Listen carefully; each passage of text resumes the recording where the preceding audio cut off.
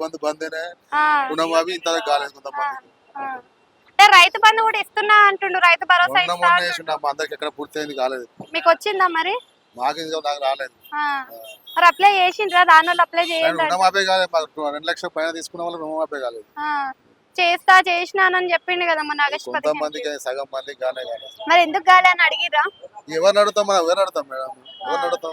మా ఊర్లో అడుగుతాం, సర్పంచ్ అంతేగాని పైకి వేరే ఉంటుంది. ఎవరిని అడుగుతాం మనం? ఇంతకు ముందు నల్ల బిల్లు లేకుండే మనకి. ఎవరైతే మన కేసీఆర్ ఉన్నప్పుడు నల్ల బిల్లు లేకుండే, రైతులందరికి కూడా కరెంటు బిల్లు, మోటార్లకు అన్నిటికీ కరెంటు బిల్లు ఫ్రీ ఇచ్చిన అని చెప్పింది. మరి ఇప్పుడు ఎట్లుంది పరిస్థితి? కరెంటు బిల్లు అంటే ఎవరు కడతారేమో ఉమ్, దాదా. ఎవరు నల్ల బిల్లు అంటే కంపల్సరీ గ్రామ పంచాయతీలో చేస్తారు. ఉమ్. మరి ఆ ప్రభుత్వంకి ఈ ప్రభుత్వంకి మీకు తేడా అంటే ఏం చెప్తారు అసలు? ఏంటి మేడం? ఆ ప్రభుత్వంకి ఈ ప్రభుత్వంకి తేడా అంటే ఏం ఇక చెప్తారు? తేడా అంటే ఇప్పుడు మా కాంగ్రెస్ ప్రభుత్వం వచ్చి మంచి జరుగుతుంది అనుకున్నాం. ఉమ్, ఏం మంచి జరగడం లేదు మేడం. ఉమ్. అంటే ఇప్పుడున్న ప్రస్తుత కాంగ్రెస్ ప్రభుత్వంలో ఫ్రీ బస్ అంటున్నాడు, ఫ్రీ కరెంట్ అంటున్నాడు, 500 రూపాయల గ్యాస్ అంటున్నాడు, అవన్నీ వస్తున్నాయా మరి?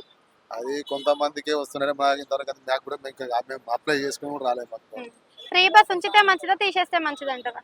ఇక ఫ్రీ బస్ ఎవరికి ఉపయోగం ఉండదు మేడం. ఎవరికి ఉపయోగం ఉండదు? మా రైతులకు ఏం ఉపయోగం ఉండదు? ఎప్పుడు అక్కనే ఉంటాం ఊర్లే. మాకు ఏం ఉపయోగం ఉండదు? ఏమన్నా ఇక్కడ సిటీ వాళ్ళకే ఉపయోగం. ఇంతకు ముందు మన కేసీఆర్ ప్రభుత్వంలో ఎన్ని ఎకరాలు ఉన్నా గానీ రైతు బంధు పడుతుండే, కానీ ఇప్పుడు కొన్ని 5 ఎకరాలు మాత్రమే అని చెప్తుండే కదా. మరి ఎట్లా అంటారు పరిస్థితి? 5 ఎకరాలకు ఇచ్చినా కరెక్ట్ ఇస్తే అయిపోతుంది కదా.